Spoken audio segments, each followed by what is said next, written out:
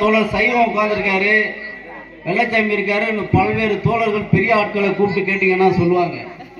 இந்த ஊர்ல மட்டுமல்ல, கந்தரக்கோட்டை உள்ள 36 பஞ்சாயத்துலையும் சரி, காலில் செருப்பு போட்டு தலித் மக்கள் மேலத்தருக்கு போக முடியாது, மாட்டு வண்டியில ஓட்டிக்கிட்டு போக முடியாது, துண்டை தோல்ல போட்டுட்டு போக முடியாது.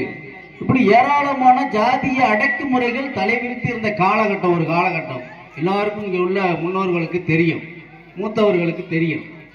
அந்த காலகட்டத்திலிருந்து இன்னைக்கு அம்பேத்கர் பிறந்த நாளை ஒரு நிகழ்வாக, ஒரு மகிழ்ச்சிகரமாக, ஒரு விழாவாக நம்ம கொண்டாடுறோம்னா அதற்கு ஏதோ சாதாரணமான நிகழ்வு அல்ல.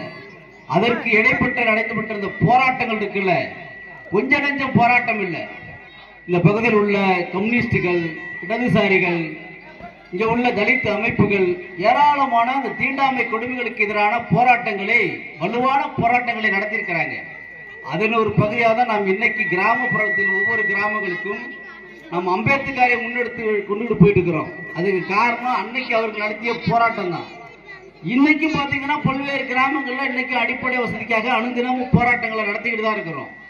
ஆனால் அம்பேத்கர் சொன்ன ஒரே ஒரு விஷயம்தான், எல்லோருக்கும் சமமான வாழ்வு வேண்டும், ஏற்றத்தாழ்வு இல்லாத